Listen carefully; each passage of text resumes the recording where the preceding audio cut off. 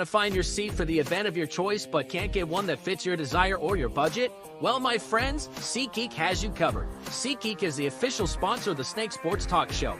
With a list of over hundreds of events to choose from, SeatGeek will assure you that you won't miss your seat with the amazing view of your choice at the most affordable price. Whether it's looking for your best seat in the house of your favorite sports team, finding live concerts that get you closer to your favorite artist, or enjoying your spot at your favorite live shows, comedies, and more, SeatGeek has it all just for you. Go online to SeatGeek.com or download the app on your mobile device through Google Play and the App Store. And as a special offer before checkout, use promo code SNAKESPORTS and save yourself $20 off of your purchase of your first ticket and experience why SeatGeek is the most trusted ticketing app for your next event. Remember, that's SeatGeek.com and download the app on your phone with promo code SNAKESPORTS for $20 off and find your seat with SeatGeek.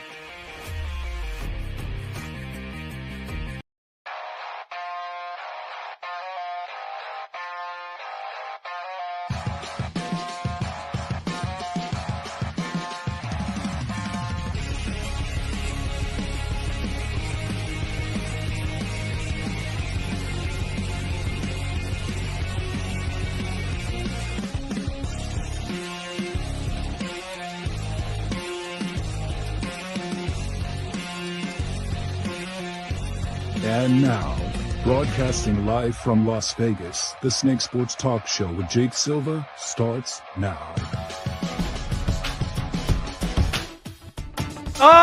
Here we go again. We are in the middle of the week. Yes, we made it thus far. Chase joining us here up onto the show, the Snake Sports Talk Show, and we are everywhere. However, you may be watching and listening. Thanks for making us a part of your lovely evening. Roku, iHeartRadio, and all social medias known to man. We are not going to stop invading your cell phones, your televisions, all that, because we got a lot of sports to talk about. Chase Steff is joining us. Chase, man, things are really buzzing, and I like it because it gives us something to talk about here today. I mean, yeah. What am I to think of this Ayuk thing? Like, this is so many things happening, but we got a lot. We got a lot lined up tonight. I don't know about that, man. Like, I've been hearing like mixed reports everywhere, like saying that the Browns already have a framework of a deal done. And, you know, it's just up to Ayuk to accept it and everything.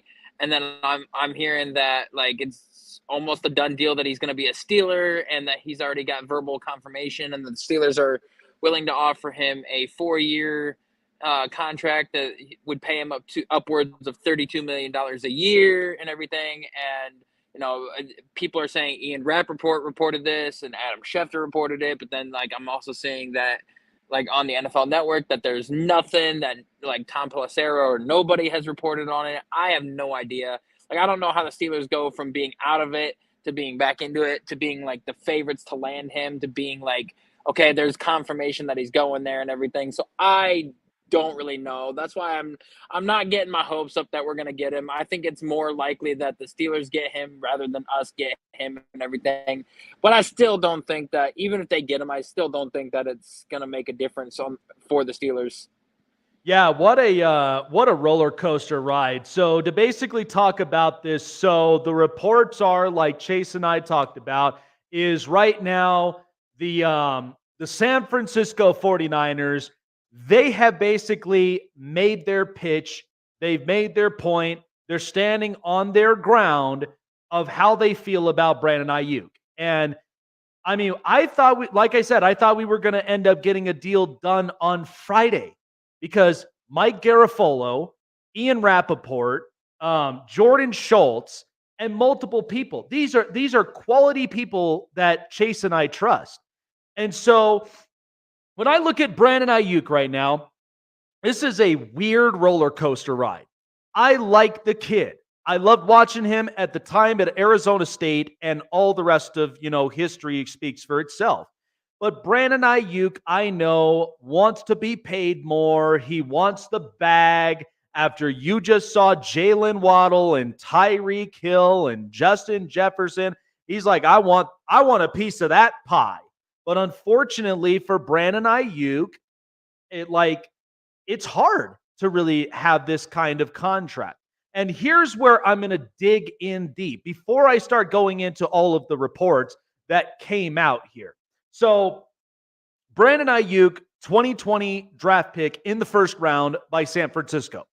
I knew that going into this, he'd be a number 2 option. And it's a perfect complementary piece because why?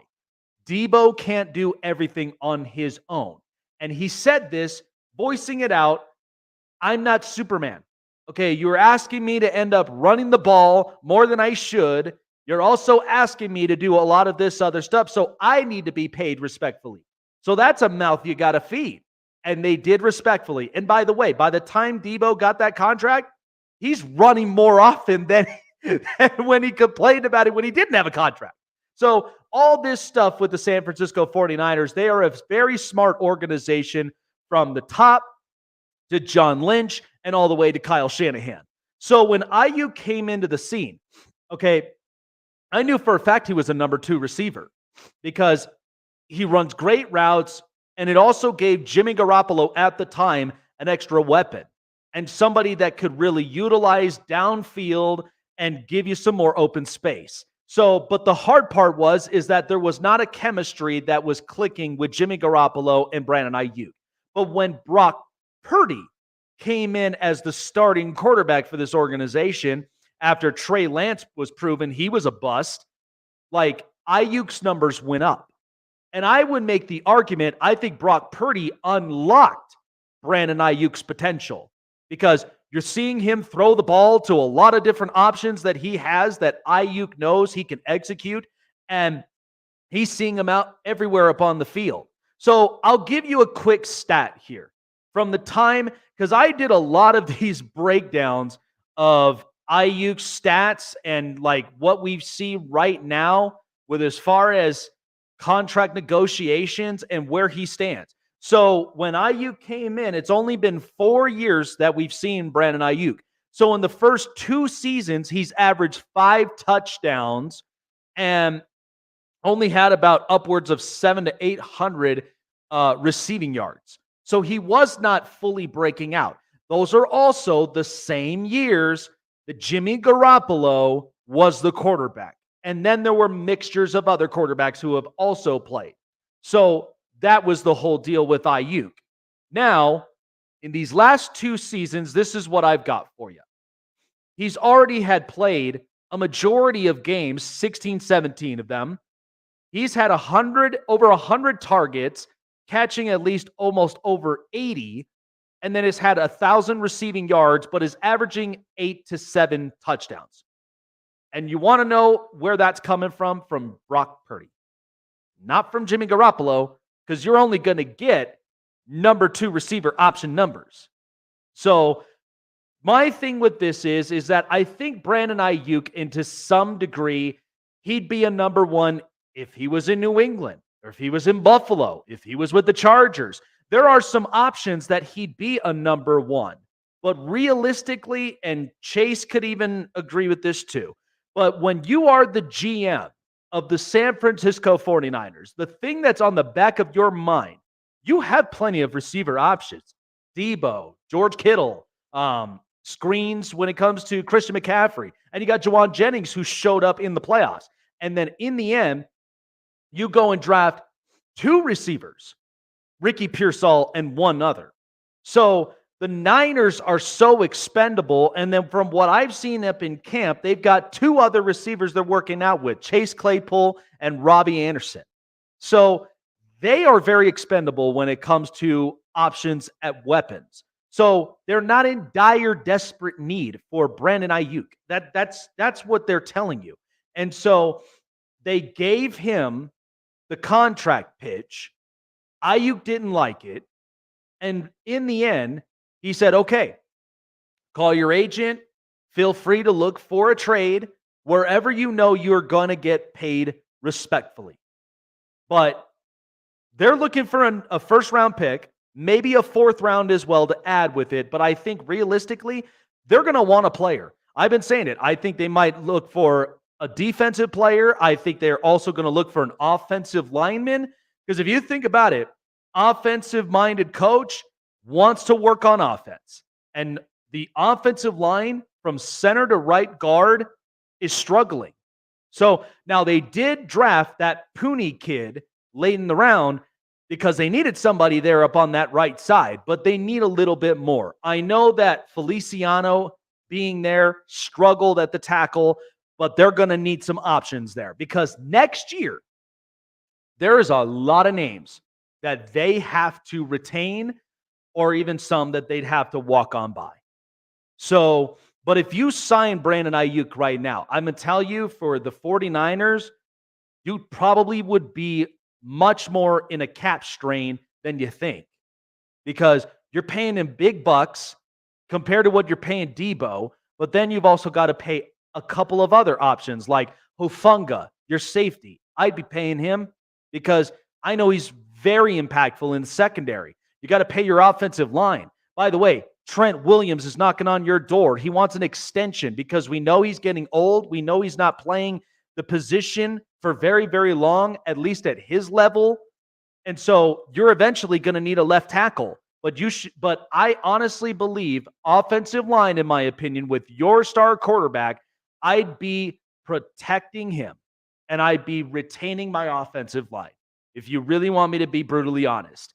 Now, New England is an interesting one because New England, we know for years and years, they have never drafted receiver well. That's why they've always gone and bought free agents or asked for trades and sent away some of their draft picks because they're okay with that. They do not address wide receivers so well in the draft at all. Belichick, it's not a strong suit for him. But there was the Browns at one point, which is what, Chase and I talked about. But the thing about the Browns, if you really want to be honest, because Amari Cooper's name started getting thrown out there, but Amari Cooper is not a physical receiver. He's not a blocking type receiver. If you really want me to be honest, he's more productive when he runs his routes, gets his targets, and he goes and gets scores. He's not about being a run blocking receiver. Ayuk can do that. But then there are other options that when they open things up, Ayuk will get open. That's why I think Ayuk is very valuable when it comes to the Niners in that category because Kyle Shanahan's offense is all old school. It's physical, it's trench warfare, and that's exactly how they want to play it. I don't think Amari Cooper would fit in San Francisco with that scheme. Too much physicality. Plus, I'd say he's a little finesse, but that's okay. Most receivers are. They don't want to deal with that whole physical trench warfare. They want to get open, they want to get paid, and they want to produce. That's really all they want to do. But then there's the Steelers. And why Pittsburgh? Because Pittsburgh, if you really want to be honest, Pittsburgh is very player central. Okay? Mike Tomlin is a player's coach. And if you recall, they had to deal with this with Antonio Brown and Le'Veon Bell. Why? Because Pittsburgh likes the drama. That's what they are. When you are a player's coach, drama's everywhere. People are going to talk. People are going to speak out their mind. That's just the way that the cookie crumbles. I do think they're a very smart organization, but over the last few years, this is what it's become. And whether that translates to playoff wins, I mean, you could punch your ticket into the playoffs, but it's one thing when you got to win playoff matchups. So you could be there, but I think the Steelers, they need a lot more than just what they're looking for with wide receivers. But to add with Brandon Ayuk, I understand he wants to get paid. I understand he wants to be respected in this league as a wide receiver. I don't blame him. I am all about players getting theirs, but I am also very much on the side of the GM and the financial department because I want to make sure, and even where I work in the field I'm in, there's a budget. And we get monthly budget meetings all the time because you want to know where your money's going. That's what it's like when you are an accountant or you're a financial investor. Go and talk to Charles Schwab. Go and talk to, JP Morgan. Go and talk to a lot of these big time companies. I mean, JP Morgan, I know, is up in Wall Street, and we all know how that works. But still, you could talk to a financial investor because it's all about saving you the most money to make sure you have a great retirement. You got a plan, if you got kids, to send them to college, all the rest of it.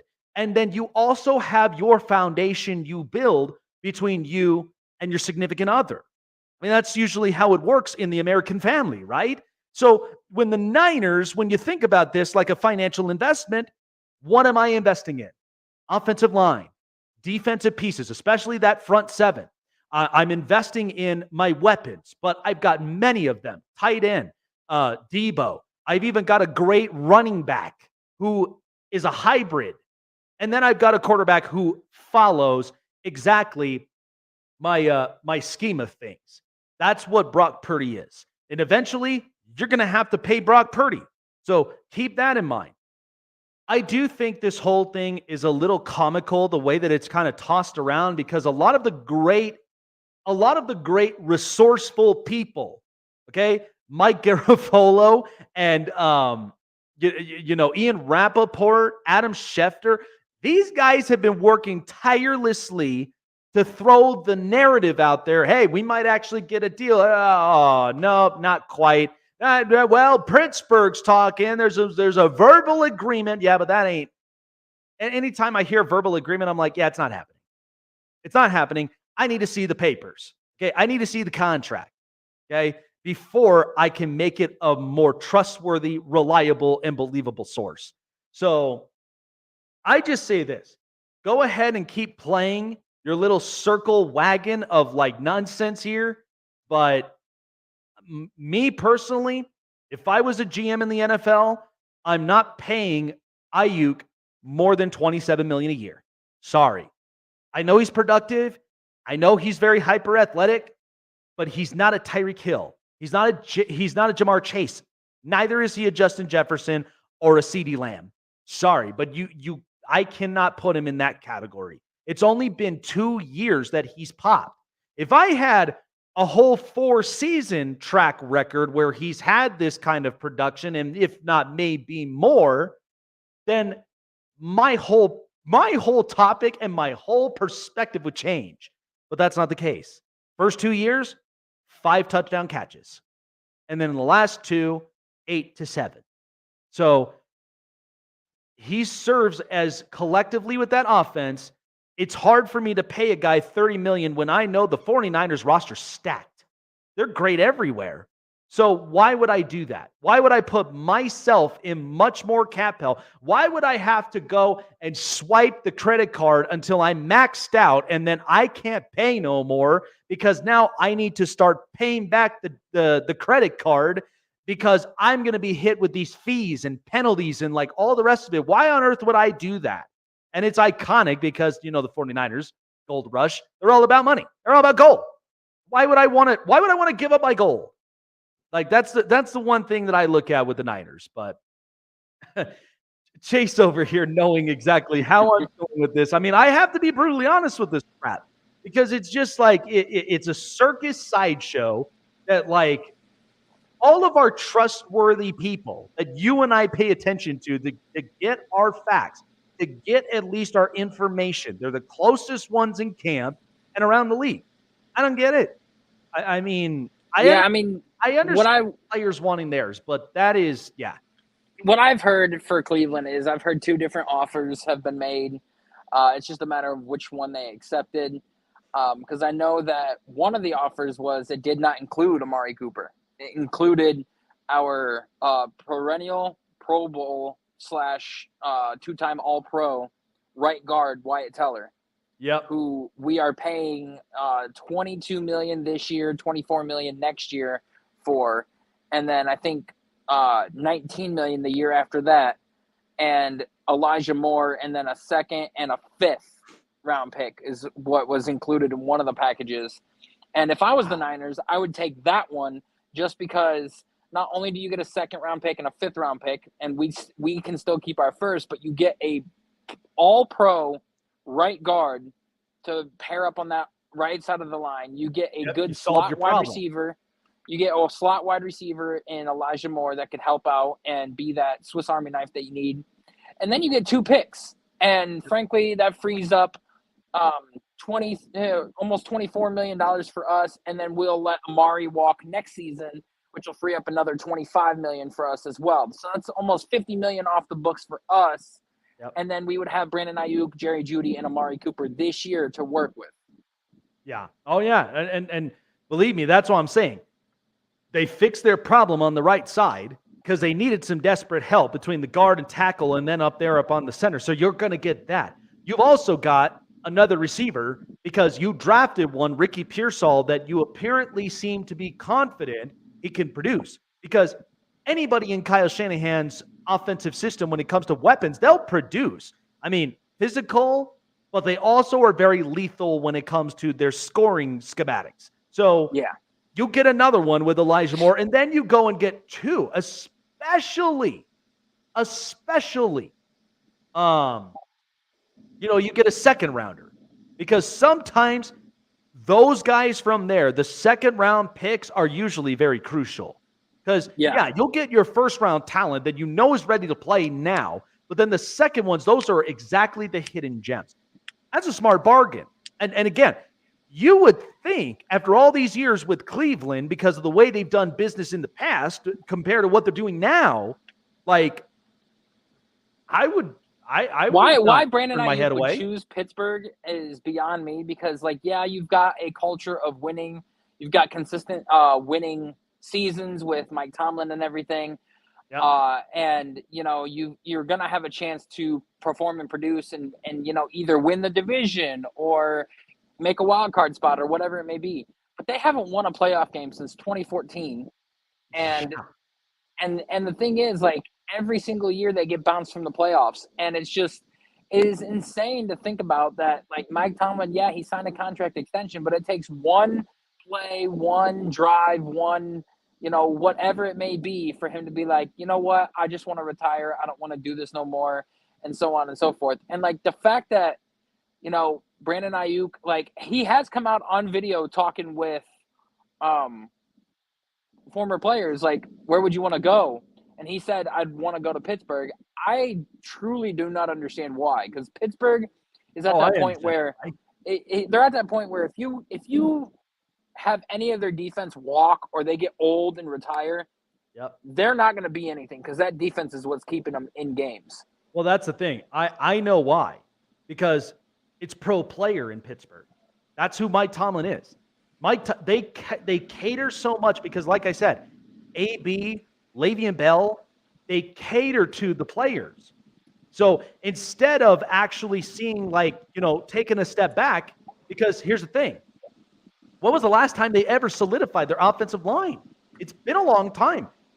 Marquise Pouncey had retired, and then they lost Matt Filer. They lost a couple of other really good offensive linemen. Now, they did get Broderick Jones, who's back this year for his second year, and then they went and drafted Troy Fatanu. So they're interesting players, but they haven't completely solidified that line in the last few And seasons. Zach Frazier. Yeah. So it's their center. Yeah. So, I mean, it's crucial. Look, I say this to everybody. You all can say, go and pay the player, but you also have to realize you can't get that player to produce if your offensive line is bad. Did you watch Sam Howell? He was the most sacked quarterback, and it makes a difference. Did you see the offer that the Patriots offered? I did. And this is why I said the Patriots are willing to pay a fortune. Why? Because they don't have a number one receiver. And they are drastically terrible at drafting receivers. That's thus the reason why, and that's been the formula for them. They go and get Randy Moss. $32 million, and he turned it down. A couple of other players. Yeah, that's how it's worked with New England. $32 million, and the fact is that I know that Cleveland, I think, has offered him 28 or 29 per year. I think Pittsburgh, they were at first offering him about 26, 27, like $1 million more than what the Niners were offering. And then the compensation that the Niners wanted, that was the reason why they were out on the Steelers, is because they wanted a defensive player and George Pickens, or they wanted George Pickens and a second-round pick in the trade. And the Steelers were like, no, we're not doing that. And then word on the street is they're offering one of their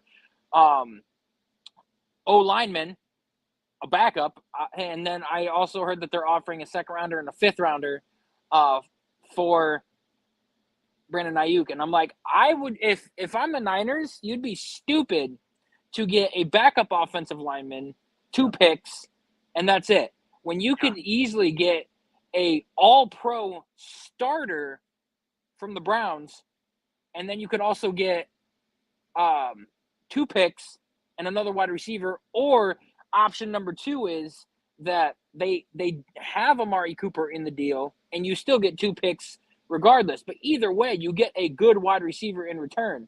And the fact that, you know, the Niners are thinking about accepting the Steelers offer is absolutely insane. And it makes me wonder what John Lynch is thinking about. I just feel like because my thing is, if they accept it, oh yeah, I'm feeling the same way too. But I just have a feeling that the Niners, to some degree, is wearing Brandon Ayuk out. And I think they're trying to do this purposefully because they know they've offered this on the table. He goes out and he looks for an offer, but then comes back and he's, no hits, no bites out there in that lake. And so in the end, it's going to make him go, all right, I'll play this year, but then I'm leaving afterward. Like that, I think that's what the Niners are kind of looking for. So he'll play on that deal, but it's not guaranteed he'll stay there after this season. So that's the part that I think a lot of people are waiting on. Yeah, it's absolutely insane. I mean, I know that I've already heard talks of people putting the Steelers in Super Bowl contention or as Super Bowl contenders if they get Brandon Ayuk, because they've got Troy Fautanu and Zach Frazier as the center and right tackle to fill in your line. You got 2 quarterbacks, one in Russell Wilson, that as long as he's just serviceable, you can go far. George Pickens, Brandon Ayuk, a solid top 10 defense and everything. And everybody's just like, I don't see why they can't win this division, especially going 5-1 in the division last year and everything. I'm like, I get that, but there's still a lot of weaknesses on the roster. A lot. There is. When you look at it. They need to address a ton. And that's why I said defensive coach.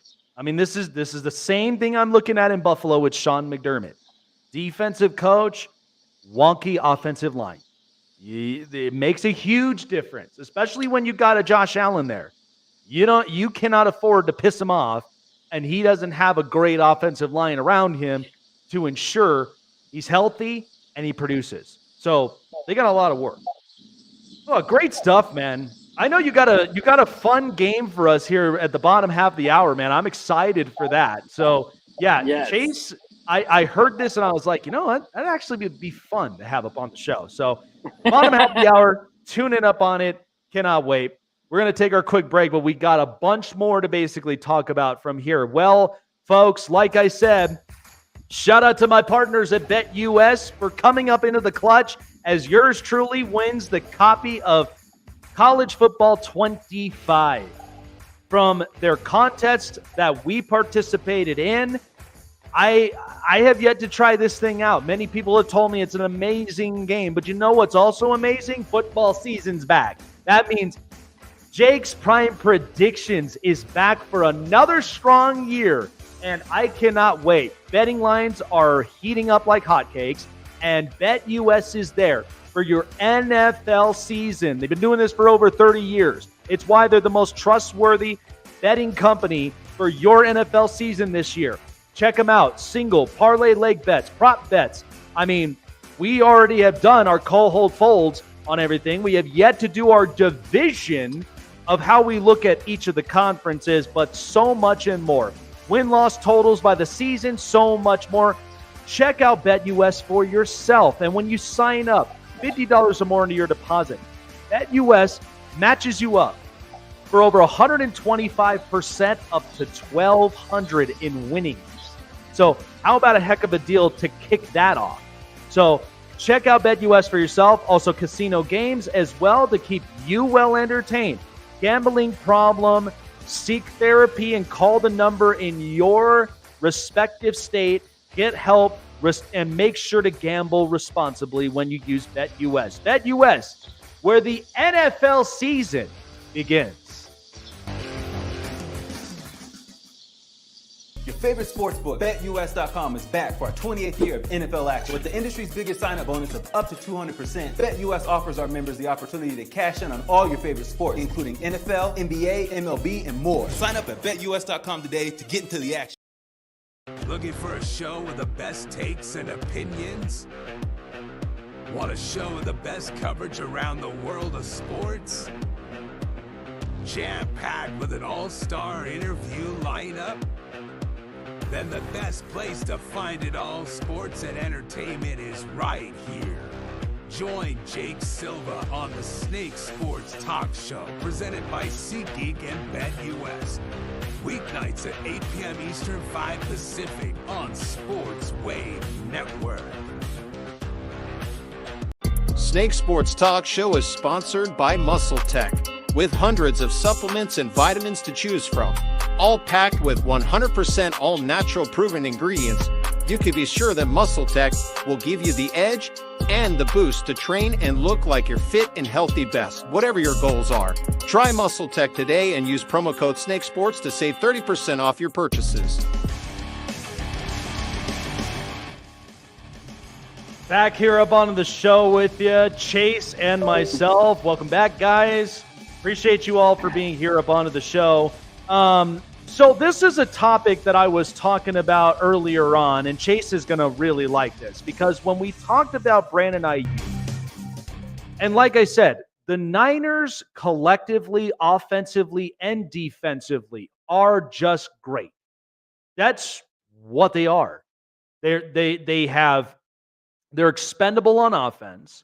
They're expendable on defense. And the head coach, Kyle Shanahan, he knows how to utilize all of them. So there was a conversation, and I also read into the NFL's top 100, and I had a lot to really kind of say about, because everybody right now is loving the fact that Tyreek Hill is the number one player out of all of the 100 that we've had. And I get it. Hyper athletic, speedy, guy can catch. He's perfect in the Dolphins and the Chiefs offense for years. And the guy is hell of explosive. But Patrick Mahomes at 4, which is kind of a slap in the face, if you ask me. But the topic that I wanted to get into, which I thought was interesting, was revolving around Max Crosby at 10 from the Las Vegas Raiders.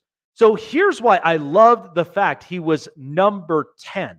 So I had a conversation with a couple good friends of mine off the air, and I was asked this question: if you wanted to take an edge rusher in this league, and the only two you are dealt with, who would you take and why? Max Crosby or Nick Bosa? And this is where I chose Max Crosby, because the thing about it, what's so distinctive of both these edge rushers, and they are fantastic. Nick Bosa is quick. Nick Bosa is a very, very good force for the 49ers defense and that front line. But what I get with Max Crosby on any given Sunday, he is the Raiders defense. Because if you actually think about it, in the last few years, since he's been a part of this league, the Raiders defense have always been below 25. That's been their ranking. The defense was atrocious. And then here's Max Crosby, giving it 110% day in and day out. He is the Raiders defense. And so my biggest argument was, I said, you need to give Max Crosby some help.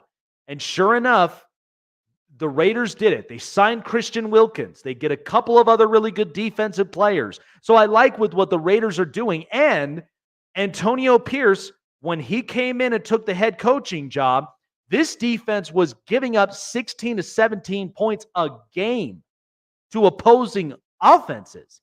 So that just tells you even more of what Antonio Pierce, the potential he's going to unlock with this defense. Nick Bosa, this was my argument. He is a part of a collective defense, because the 49ers defense has been great. They've been a top 10 defense for the last few years. Think about it.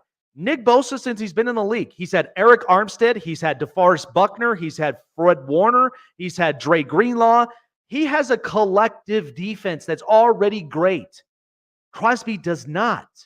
Crosby has to come in every single Sunday, and he has to play at 110%. But man, is he great at it. And I love his personality. The guy's a great guy. He represents the Raiders brand like nobody else. Not even Mark Davis himself, the owner. Max Crosby, you hear about him everywhere with the Raiders. But I would rather take him because of a defensive set and the player I am getting every Sunday than I would have with Nick Bosa. Don't take it personal, Niner fans. You guys understand this. You have a collective defense. Hell, you've got Hufanga in the backfield, who's also a great player. So it's hard for me to take Nick Bosa knowing that collectively I've got a defense. I've got a very good front seven. And by the way, have you seen his last few defensive coordinators? Yeah, they were all great. Robert Saleh, D'Amico Ryans. We all have kind of had our thoughts on Steve Wilkes. So Nick Bosa in his entire career has been in good hands. Max Crosby, not so much. But at least Max shows that he cares. At least he shows that he could bring it any given night, and he's great at it. The guy's hyper athletic, and he can make things happen. And he is an absolute brute force that no offense in the league wants to deal with. So, sorry if that hurt your feelings, Niner fans. Nothing personal. I know you guys are very much still Bay Area rivals, but if I had to be brutally honest with you, I think Crosby would give me a lot more and would prove to me more how to set up a defense and to rally my troops around than I think with Nick Bosa and a collective defense. Chase with the news. This is the hot press. Am I crazy for saying that, dude? Nah. I think it's really good that he finally gets the recognition he deserves. I'm glad that the players were smart and put Myles Garrett at 5 and everything. I was honestly not expecting him at 5, but over TJ Watt, over Max Crosby, smart for them to actually realize that that's where he belongs and everything. Mm-hmm. So, and speaking on the topic of Cleveland Browns, we're going to go ahead to some news that was released today that Jimmy Haslam and Guy Haslam have basically put in a letter to Brook Park saying that they want a stadium over there in Brook Park. They bought the land. They've got the stuff mapped out, and it was confirmed today that they've got a rendering of what the stadium and the area around it would look like, and they have proposed that it would be $3.6 billion. And the city of Brook Park has been willing to put up at least $1.4 billion of that, or $1.2 billion. And the owners, Jimmy and Dee, would be putting up $2.4 billion to basically modernize and rejuvenate that whole area. And if you have not seen it, I would highly recommend going online and going to the Browns website, because they've got a 2-minute video of what the area would look like and everything they could bring in, like March Madness, the esports gaming, concerts, just other events to help draw in a bigger crowd and bring in more money to the stadium. I'll tell you what, man. I mean, it would be a dome too. Oh, it's perfect. And especially with the cold weather that Cleveland has during the dog months of football, I'm happy for it, And here's the thing, though, that what really sets the tone with a fan base, because I've seen this with multiple fan bases. When a new stadium or a new place is built, I've always looked at it I can only imagine what the insides will basically look like. Because, I've been at T-Mobile Arena 18, maybe 20 times in my life. And I've been with concerts. I've also been with Golden Knights games. They were so immaculate. And even when I watched USA Basketball, that's going on right now. I watched USA Basketball last year, and I thought that was a perfect atmosphere. Basketball, you got everybody in that culture, that's all there, and they love it. And there is never a dull moment in that building at all. The effects, the music, like all that stuff. It makes it drives people crazy. Like and they love it. I'd say too, I mean, even when you look at SoFi, I mean, SoFi looks beautiful. The fact that you've got a beautiful field, you've got all these other additives out there in Inglewood, and so you kind of need something nice. Cleveland, in my opinion, I think the only thing that, like, when I looked at with Cleveland was not so solely up on the Browns, but I know that you got the Rock and Roll Hall of Fame. You got you got all this stuff. So to have a new stadium like this for the Browns and with all the additives, I'm telling you, man, they are evolving so quickly when it comes to all these stadium builds. Oh yeah. Like, you've got the Jags, the Titans, the Bills, and, just so many teams that have already confirmed new stadiums being built, and we'll see a lot of them by 2028. But the thing is, like, I want to say that it will actually finally lift the curse off of the Cleveland Browns. Because I don't know if you remember this or not, but when the Jake was there, Jacobs Field, they had the Indians called the Mistake by the Lake. Yep. And there was a curse that everybody said that was put upon them, that when they moved from the lake to downtown and made it like away from the lake, the very first season that they did that, they went to the World Series in 1993. And it was very, very funny that they did that, because I'm just like, But everybody like is all ticked off because they're like, you can't take it away from the lake. You gotta keep it near the Muni lot and everything. But then once this video came out of what the stadium would look like and their plans for it, there's a lot of people on board. And I know that the mayor of Cleveland was just like, no, like, he offered the city to pay $461 million to renovate the stadium and revitalize the lakefront and everything. And they had like a $1.6 billion proposal to like modernize the lakefront, add hotels in there and everything, and just make it look better. But the Haslams want a dome because they want to be able to bring more revenue into the city and to the Browns, because they want to be able to host Super Bowls and concerts and a whole bunch of other stuff. And the mayor is not willing to help shell out the money. Not to mention, the stadium is over 30 years old, and it's time for a new one. It is time. You gotta make Cleveland fans happy, man. You gotta keep that fan base strong. So I agree with it. You got the money, pay for it, but they need something new. Like, they definitely do. And the fact that Cleveland is rearing the corner of being one of those good teams again, starting in the 2020s, and let's go all the way up until 2050 before they start sucking again. I would love that. But in other news that we've had a lot of fights happen and break out across the NFL in training camp. Now, do you see this as a bad thing or a good thing throughout the training camp practices? So apparently, from what I was told, is coaches actually enjoy that. Now, there is a certain line that you need to draw before it gets out of hand, because I did see the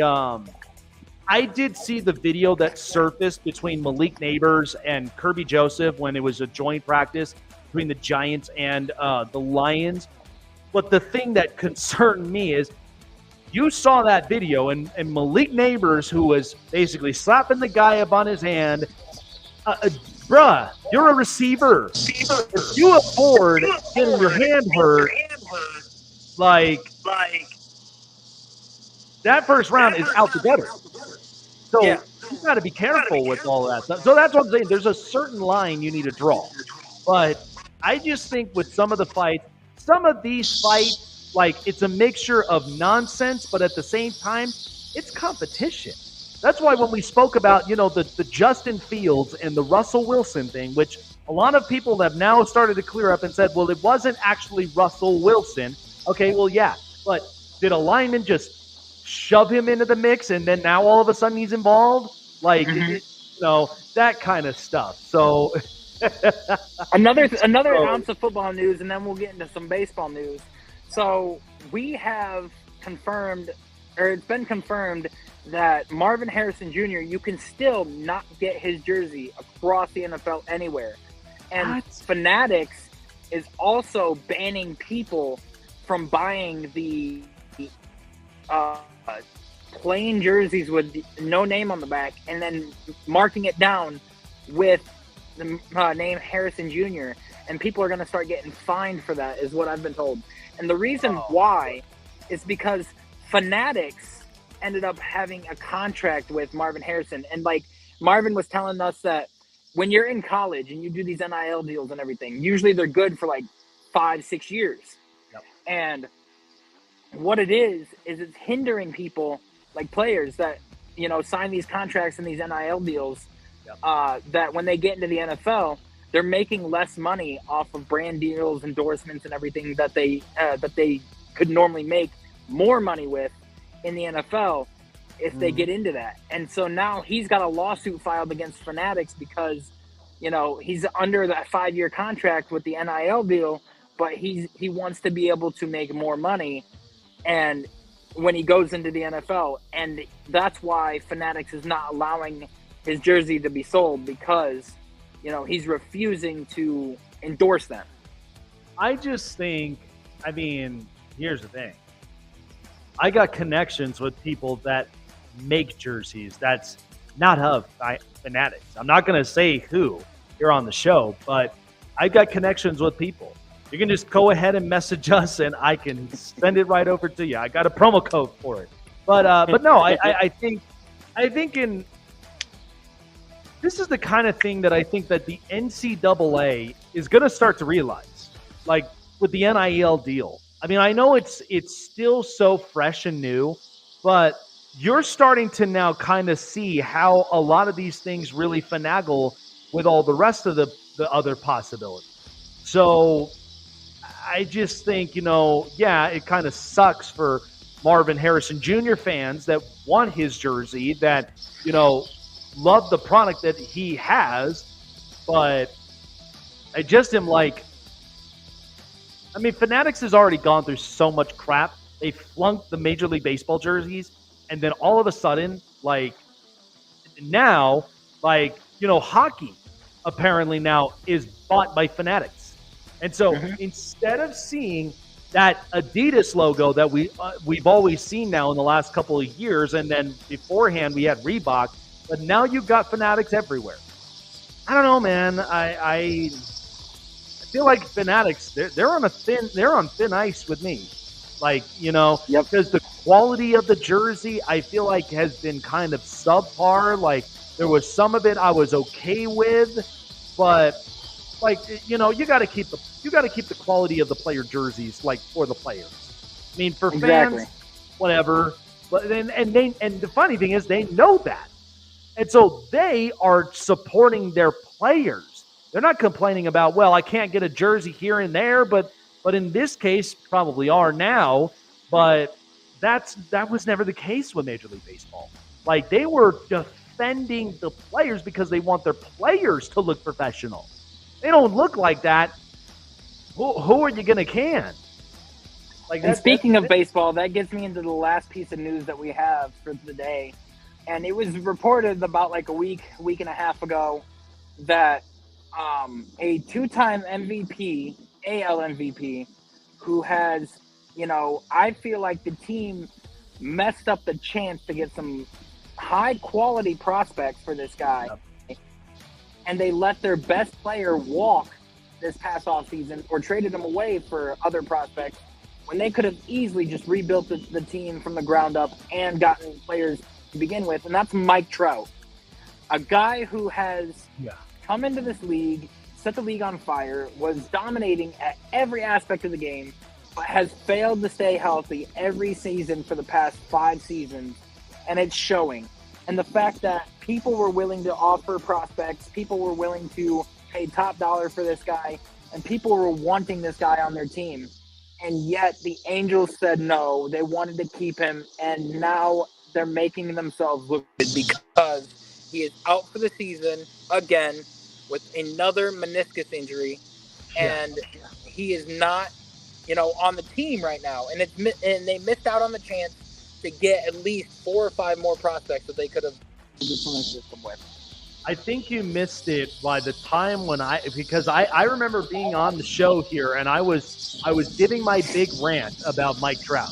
And there's a part of me that I know feels bad because we just saw Connor McDavid in the Stanley Cup final, and thank God that we did because he's a remarkable player. Him and Mike Trout are arguably a little identical, just a different sport. But the thing about Trout is that he had the option, he had the choice. I'm just waiting for this divorce to happen because it's something that needs to happen. Like, You're not going to go into a marriage thinking that, like, him or her, that you both are madly in love with each other. And then all of a sudden behind closed doors, you're hearing like, domestic disputes. You're hearing about, well, she laid hands, he laid hands, and it gets toxic. And yet they're like, oh, no, we're fine. I'm like, yeah, well, I don't know about that bruise right there. Or so you and I can have a perspective up on that reasonably. But the thing is that the Angels, like the Clippers, I don't know.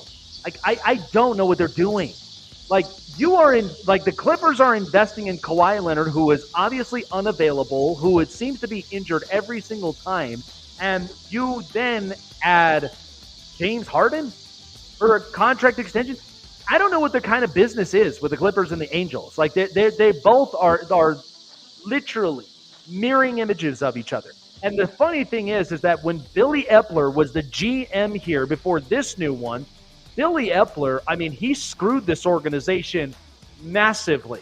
The fact that you had to sign a 10-year contract with Albert Pujols, who was clearly slowly getting out of his prime, and then you get C.J. Wilson, who unfortunately suffered a mass of injuries.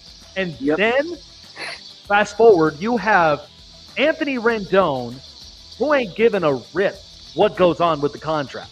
And you had Shohei Ohtani, the best baseball player in the game, before Paul Skeens shows up, and you let him go over Mike Trout. And because what does Shohei Ohtani want to do? He wants to win a title. Like, he wants to be deemed the greatest player in the world. So when you have when you have a mentality like that, like, you're going to do everything possible in your power. That's the reason, like, the Dodgers gave him $700 million. And then what did Shohei Ohtani do? He deferred comp nearly all of it. Because why? He wants a title. He wants play. This is the Tom Brady effect in Major League Baseball because why? I need to have a healthy offensive line. I need good weapons. Wow. It's insane. Wow. DK Metcalf just got caught swinging a helmet at one of his teammates at practice in a fight. Oh my gosh! Talk about a guy. And it says there was at least 5 fights that broke out in the practice today. Huh. Wow. And that was this also during joint practice with the Seahawks? I think so. And the fact is that people are not going to talk about this like they did with the Myles Garrett incident. Oh, God. Good Lord. I mean, you're talking about a freakish athlete out there. Like, next to Myles Garrett, that's a freakish athlete. And the fact that he's out there swinging that helmet and all the rest of it, I mean, good Lord. I've always said, I mean, there are some things that are meant to protect us, but then could be very much weaponized if we are in the heat of the moment. Okay? Like, it can happen, but yeah. Wow. Are you ready for who, what, when, where, and why? I'm getting ready for it, man. Let's do it. All right, Chase with the news. All right, so what we're going to do is we are going to play a game called Who, What, When, Where, and Why. And the way that this game works is we'll do 2 rounds of it. And I will give you a topic. And at the end of that, I will ask the question, who, what, when, where, or why, or at the beginning. For example, who is one rookie that you expect to have an immediate impact on their NFL team this year? Ooh.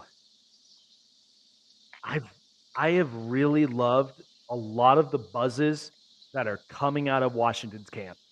Like, they love Jaden Daniels. I'm kind of leaning a little more towards Jaden Daniels. leading a little bit towards Jaden Daniels. Yep. Why? My thing with Jaden Daniels is that because Washington, they flirted with the idea that they wanted Lamar Jackson at the time, but they got a Lamar Jackson-esque player. He's elusive, he's accurate. I mean, look, the Heisman year was no fluke, but the only thing that I know that I hope Dan Quinn really changes is he's toughening him up. He's callousing him up for this league because those hits he had in the SEC, like they were coughing the ball out. Those were hard hits. So I think Dan Quinn, it's a perfect match. It's going to help him completely, and I do think he'll secure the ball, but yet evade out of danger, which is why when you look at their offensive line, I think he has a better chance at that because also he's got weapons. He's also got a dual running back set that's perfect for him. So I think and given the circumstance with Cliff Kingsbury, an offensive-minded coach that's now an OC, I think he works much better as an offensive coordinator than I think of as a head coach. So I think this works for him. So that's the reason why I think Jaden Daniels, I think, will definitely go off this year. So the next question, what do you expect to see from the AFC playoff picture and the NFC playoff picture this year? Well, here's my thing. I've told you multiple times, and I'm sticking with it because that is my take. I believe in the AFC. I think we're going to have 4 teams that are going to finish upwards of 10-7 to fight for the wild card spot. So, because it's stacked, and the expectations are very different. So, I think the AFC has a lot more competition with the skill set that they have at hand. Now, for the NFC, I would expect about 2 to 3 teams that made the playoffs last year to potentially drop out of the playoffs this year. Because, I mean, what am I to expect if CeeDee Lamb ends up suffering an injury this year? What are my hopes for the Cowboys after that? And then not to mention, too, like, it's high expectations for McCarthy, for Dak, for a bunch of other really good players there. So there's a lot of expectations thrown around there. I'm also thinking, too, another playoff team. I mean, because I think Seattle, I know is going to drop. There's a couple. There's a couple up on this. I don't see the Giants honestly getting in and sneaking into the playoffs like that. That's why I say, like, when I talked about Jaden Daniels, they are my team to finish second in the East. And then when I look at the NFC South, I don't think the Buccaneers, they may be a game trying to sneak into the playoffs, but I think they come up just short because they got rid of a lot of defensive players. And to come off of a year that they had this past year, I don't know if they'll replicate that again. Like, they will still be fun to watch, but I just think Tampa may be taking a slight step back from there. That's why I had them at hold when we did our thing. Right. So Tampa, Dallas, and I think there's one other team that I'm missing. Like, because with the playoff picture that we had, there's one other team I'm missing. The Rams? I think the Rams will be okay.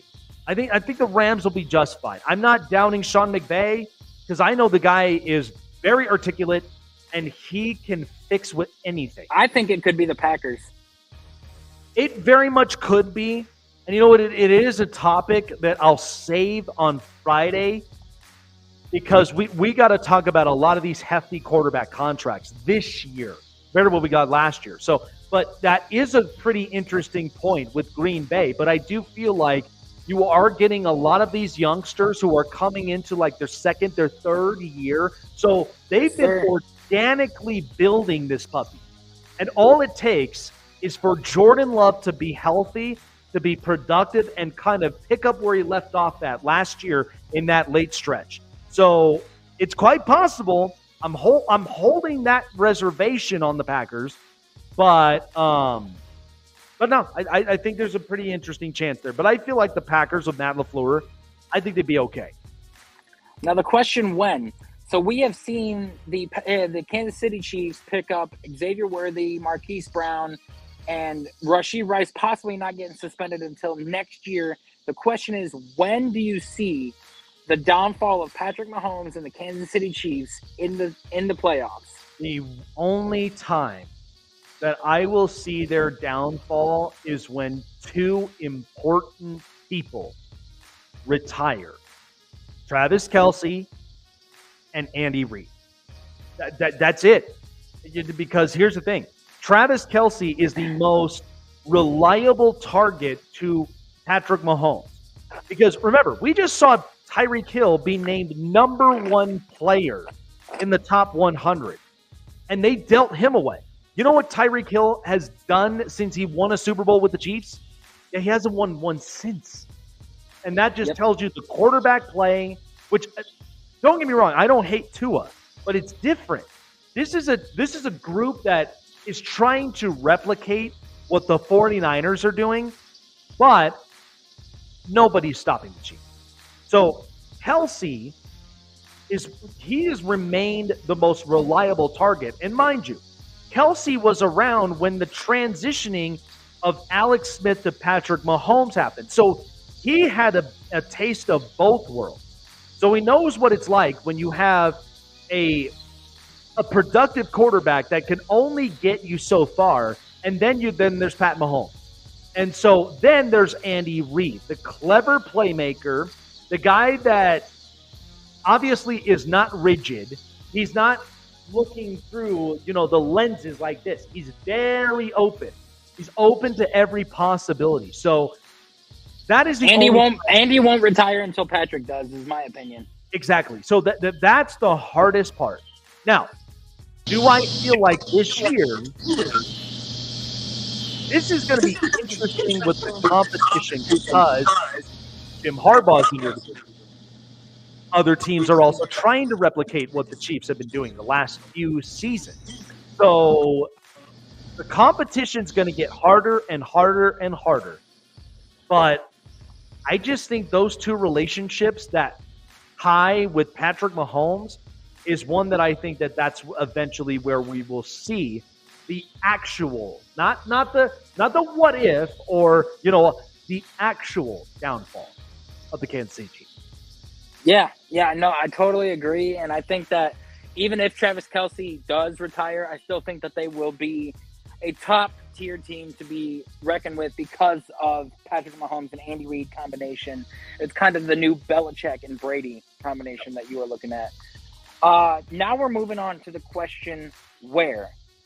Where do you see the worst team in the NFL last year, the Carolina Panthers? Where do you see them sitting at this year in terms of their play on the field, in terms of their coaching, and in terms of them in the division and conference? Okay, so this is what I mentioned here. And I'm sure Saint fans are probably going to come after me in the South because I know until Dennis Allen is fired and he's winning 35% of his games, that Saints team is probably going to be hit with a lot of the competition that's up in front of them. And here's a note, too, for the Carolina Panthers. Last year, I think the worst team that we got last year in the NFC was the Arizona Cardinals. And the only reason of this is because you know how rocky of a start that was of the season? And did you see the difference in the back end of the season with their defense? And when Trey McBride, their tight end, started really coming alive, they were my worst team after that. I think the Carolina Panthers are my worst team this year because here's a few things to note. I like their head coach, Dave Canales, because he's a quarterback whisperer. He's the reason that Baker Mayfield got all this confidence going into Tampa. And so he has a way of refining and finding confidence for these quarterbacks to produce. The other thing that Carolina's done is that because last year, look at their weapons. Their weapons were abysmal outside of Adam Thielen, who's obviously coming out of his prime. So now I get Xavier Legette, I get Deontay Johnson, I've got Jonathan Brooks that I know is hurt, but when he's healthy, between him and Miles Sanders, good luck. You got speed and power now in that backfield, and they also addressed a couple offensive linemen. So because they are trying to get Bryce Young to succeed. I mean, you're talking about a top talent. I'm not high on Bryce Young. I mean, that's fair. But here's my thing is like, I know everybody's all like, well, if it was CJ Stroud, I mean, but the thing about CJ Stroud is they both were in a situation where we didn't even know. But with Carolina, you have an impulsive owner. Everything was just going downhill wrong from the coaching to the player personnel. It was bad.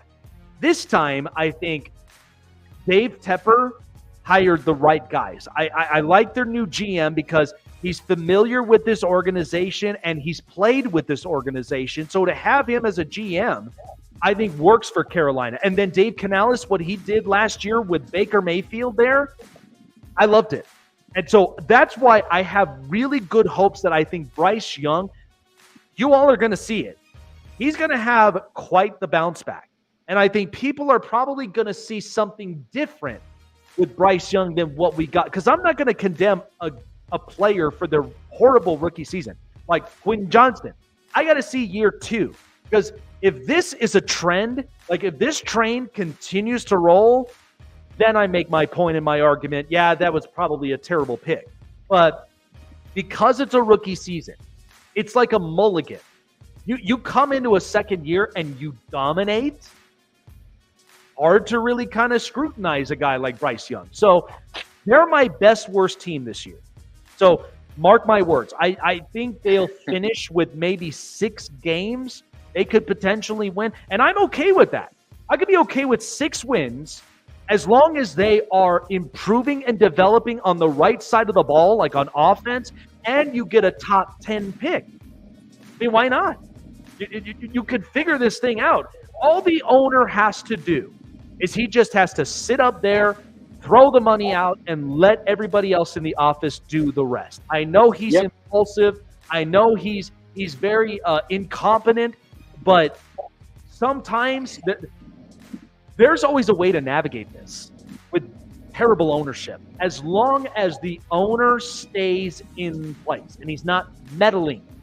Because we've seen this with multiple owners. I mean, Cal McNair, get off to the side. I'm going to bring in Nick Caserio, and I'm bringing in D'Amico Ryans. Totally changed the culture. Look at Dean Spanos. It did not work with any of those coordinating coaches. Get off to the side. I'm bringing in Joe Ortiz, and I'm bringing in Jim Harbaugh. We're bringing San Diego back, baby. It's so important what a culture change. So they're my best worst team this year in the NFC. Now, the last question is why?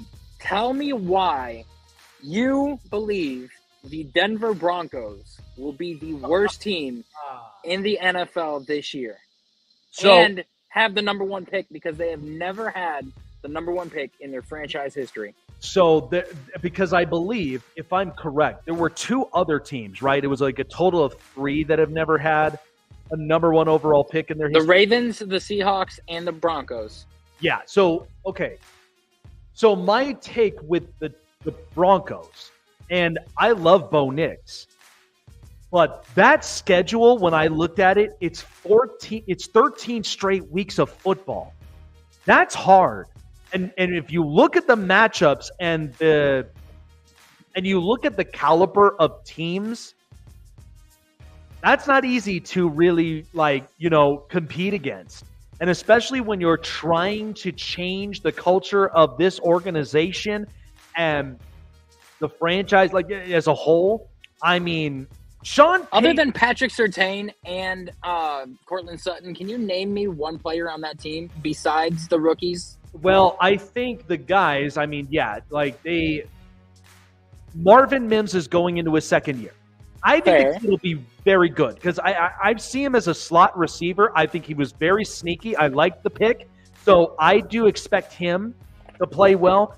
Now, it may take some time for Tim Patrick to come back from injury because that's what we're looking for. But, yeah, I'm not going to include Troy Franklin in this because, listen, the relationship that he's had with Bo Nix in Oregon and what Dan Lanning's done with that offense, totally different when you're in the NFL. But I did think that the offense was not the problem last year. I felt like there was parts of the defense, especially that defensive front. Look at what happened with Randy Gregory. He fell off the face of the planet and then goes to San Francisco in hopes that he would find himself, and he's just a complimentary piece.